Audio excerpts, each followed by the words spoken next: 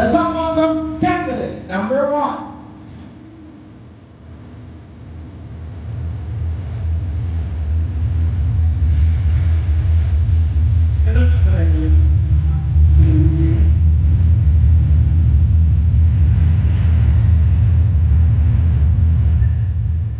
Nandun po sa inyong lahat.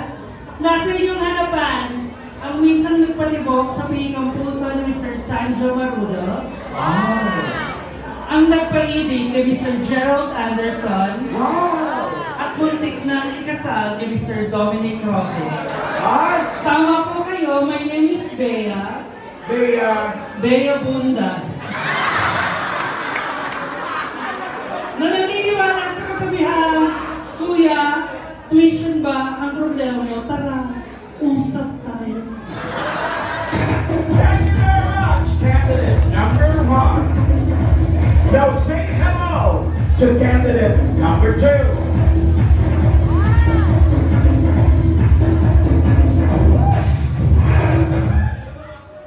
Good evening, everyone. Ang aking filosofiya sa Quezon City You're joking. na nagsasabi that virginity is not a dignity. Because virginity is lack of opportunity. Because virginity is not a matter at all. It's all about muscle control. And I thank you. Thank you very much, candidate number 2. Put your hands together for candidate number 3. Hi-ho.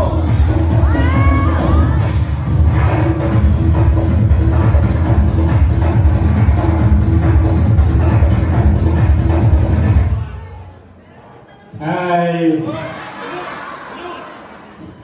Magandang gabi po sa inyo lahat.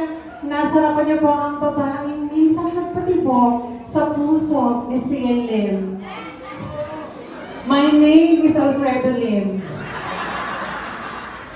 At naniniwala ko sa kasabihan na aanin mo ang ganitong grupo kung ikaw naman ay maitlog. Thank you very much. Thank you, candidate number 3. Now give it up for candidate number 4.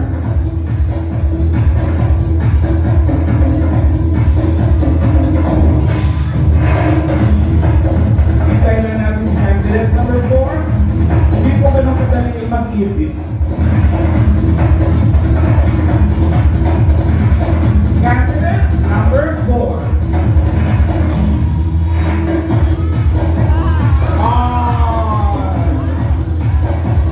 Kaya naman pala.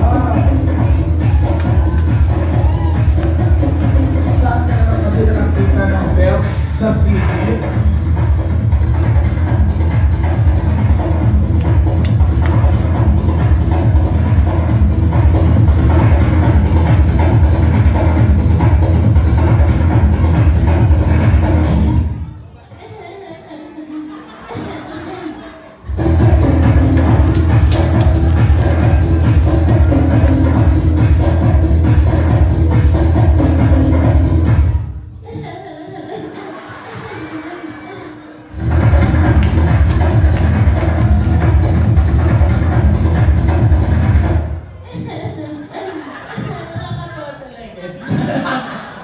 Sawadika! Ay, Thailander. Sawadika! Sawadiya! Pisting yawak ka! Nademonyo ka, ante! Ako po si EJ Salamante. Ang babaeng nasa inyong harapan ay nagpatibok sa bihikang puso ni Mateo Guducelli. Wow, Sarah. Ang nag-iisang popstar princess. Sarah. Ang kumanta, ang tinako'y nagkalutang na sa langit. Sarah nga. Miss Sara Geronimo. Duterte. Bagong Pilipinas, bagong mukha. May prinsipyo, may isang salita. Kaibigan mo, Kaibigan mo. kaibigan ko, sa si Inday Sara. At naniniwala po ako sa kasabihan kung ang mga kabaklaan ay tinaguriang lugaw dahil itlog daw ay espesyal. Pero naniniwala din po ako, ang mga tomboy ay tinirgaang mami. Ano, mami? Mami Minger. Salamat po. Next, we have candidate number 5.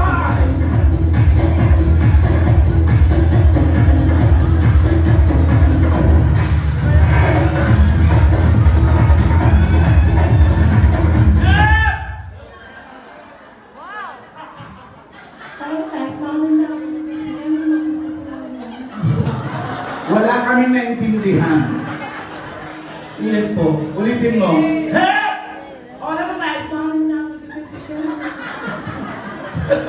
Wala ka kaming naintindihan. Iba na lang po. Palitan mo. Hi, my name is Osang. Naniniwala po ako sa kasabihan. Ang aring maitim, may silid na madilim. Maniwala kayo, maliwanag yung akin.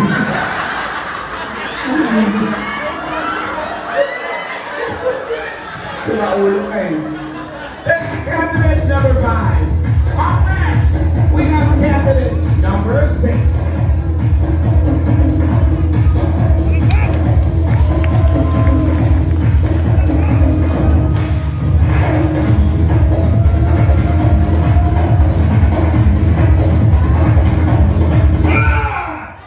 Candidate number 6 is from Madagascar. I like to move it, move it. I like to move it, move it. You like to move it, move it. We like to move it. Thank you po.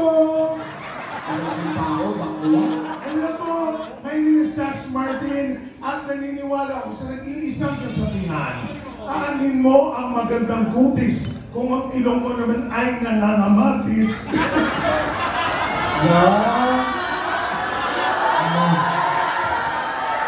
Serious ka ba doon sa kasabihan mo? Hindi po, papalitan ko na lang po. Palitan mo. Sabi siya.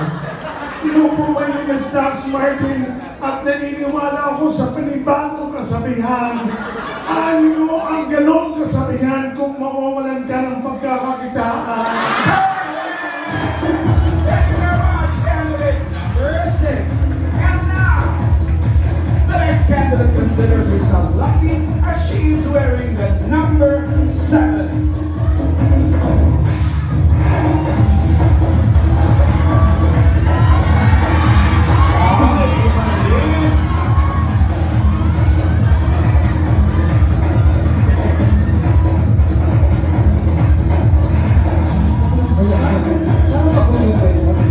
Ate Kay, ba't hindi ka marunong mag-ipit? Agad? Wait lang? Agad. Madali. Paano naman ako gaganahan kung walang palakpakan? Paano naman ako gaganahan kung hindi niyo ako bibigyan ng sigawan? Paano naman ako gaganahan kung hindi niyo ako mumurahin? Ikaw humingi yan. Magandang gabi po sa inyong lahat. Ako po si Maria Leonora Teresa. Nagmula po sa itaas bumaba sa lupa para sumigaw lang po ng walang himala. Ako po ay taga Laguna dahil sa Laguna, pulpul mo, pulpul niya, Malaguna!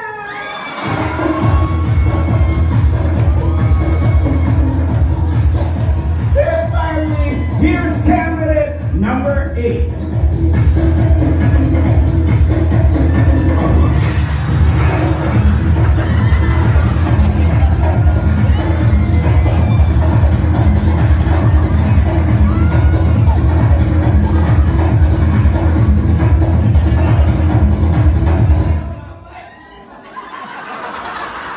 Tulungan niyo naman.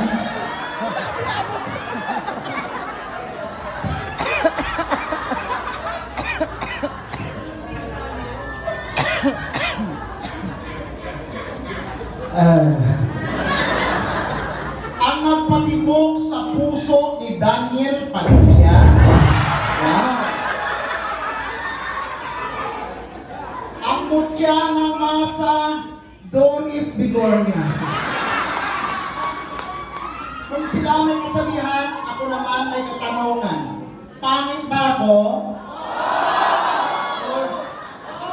Jan, pangit ba ako Jan? Jan! Bakit? Ako lang ba? Ako lang ba?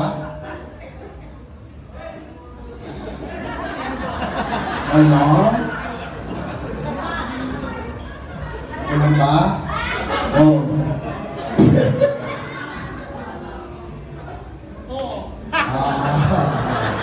Ako lang ba? Saan ka punta? To the moon. Hindi ka kasali dito, may-ari ka tatanggalin mo mo. There you have it, ladies and gentlemen, our 8 not so lovely candidates.